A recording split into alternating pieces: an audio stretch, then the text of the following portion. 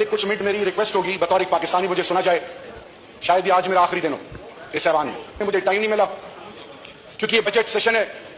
میں کوشش کروں گا کہ ٹیل اینڈ پہ میں اپنی بات بجٹ کے حوالے سے آپ کے سامنے رکھوں, لیکن اس سے پہلے ایک بطور ایک پاکستانی ڈپٹی اسپیکر صاحب آپ کی بھی بیٹیاں ہوں گی, آپ بھی ایک ماں کے بیٹے ہیں. یہ سارا ایوان ہم سب مائیں بہنیں بیٹیاں رکھنے والے ہیں. ڈپٹی اسپیکر صاحب 16 تاریخ کو ایک سوشل کانٹریکٹ تھا اس ریاست کا میری طرح ہر باسی کے ساتھ کہ عزت نفس مجروح نہیں کی جائے گی, جان و مال کا تحفظ ہوگا اور ماں بہن بیٹی کی تذلیل نہیں کی جائے گی. ڈپٹی اسپیکر صاحب وہ عمرانی معاہدہ توڑ دیا گیا اس رات ریاست نے جب رات کے 2 بجے میں اپنی بیگم کے ساتھ, میں بیٹیوں کا باپ ہوں, جس طریقے سے وہ گھر میں آئے اور جس طریقے سے انہوں نے میری بیٹیوں اور بیوی اور بیٹیوں کے ساتھ جو رویہ اپنایا, تو ابھی جو ہنس رہے ہیں ہنستے رہے, اللہ نہ کرے کہ آپ کے گھروں پہ اس طرح کی کیفیت گزرے. تو میں یہ کہتا ہوں کہ اللہ دشمن کو بھی وہ نہ دکھائے جدھر سے میں نکل کے آیا ہوں. ڈپٹی اسپیکر صاحب میری بڑی بیٹی کو گھسیٹا گیا, میری بیوی کو لاتیں ماری گئی. ڈپٹی اسپیکر صاحب میری ریکویسٹ ہوگی اللہ نہ کرے کہ ان کی ماں بہنوں بیٹیوں کے ساتھ اس طرح ہو. اگر آپ 2 منٹ میری بات سن لیں شاید پھر آپ مجھے سنیں ہی نہ. ڈپٹی اسپیکر صاحب گھر میں جو ہوا 24 گھنٹے ایک تھانے میں میری وائف کو اور مجھے اور میری بڑی بیٹی کو رکھا گیا مختلف تھانوں میں.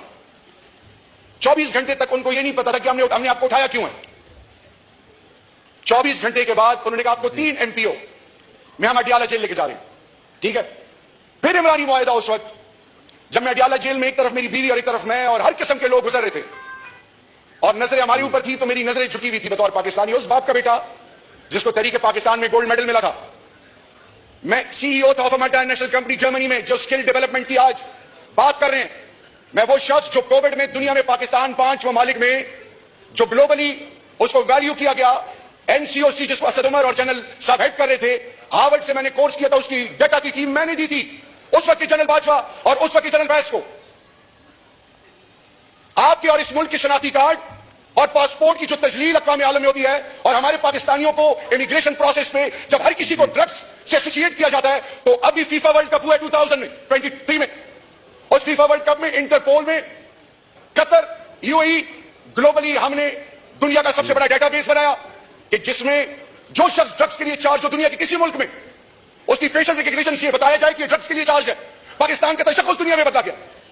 40 years of افغان ریفیوجیز, ہم نے دنیا کو باور کرایا کہ آپ کی آنکھیں آپ کا ذہن پاکستان سے کہیں اور چلا گیا, لیکن ان ساری تاریخ میں افغان ریفیوجیز کے لیے پاکستان اور ایران کا جو رول ہے وہ ایگزمپلری ہے. سیکرٹری جنرل UN آیا اور اس نے پھر کشمیر پر اپنا موقف دیا, لیکن ڈپٹی اسپیکر صاحب who cares, ایک غدار 27 دن ان کو لگے جب مجھے اسلام آباد کی روڈوں پہ لوگ گلے سے کھینچ رہے تھے, گالیاں دے رہے تھے کہ تم کیوں اس طرف نہیں جاتے.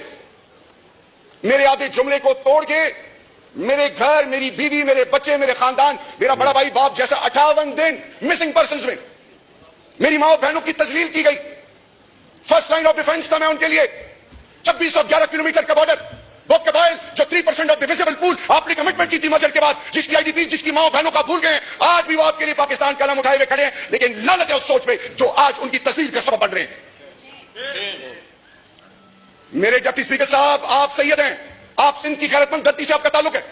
آپ کی لیڈر محترمہ بے نظیر بھٹو شہید صاحبہ اپنی آپ بھی تھی جو انہوں نے بیان کی.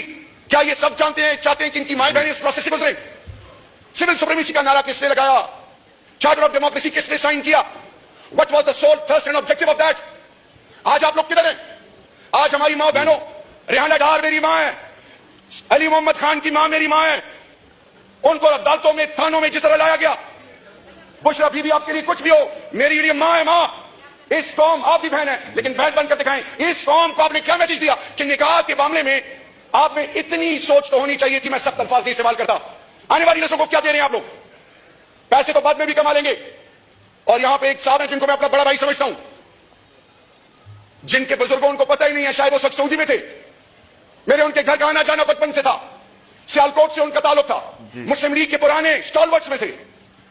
اور آج ان کی اولاد اور ان کے صاحبزادے کے فوج کے حوالے سے, قوم کے حوالے سے, میرے لیڈر کے حوالے سے, ایوان کے حوالے سے شرم اور غیرت دلانے کی باتیں کرتے تھے. میں عمر میں بڑے ہیں مجھ سے، مجھے اپنی تربیت اجازت نہیں دیتی. آج آپ لوگ کہاں پہ کھڑے ہیں؟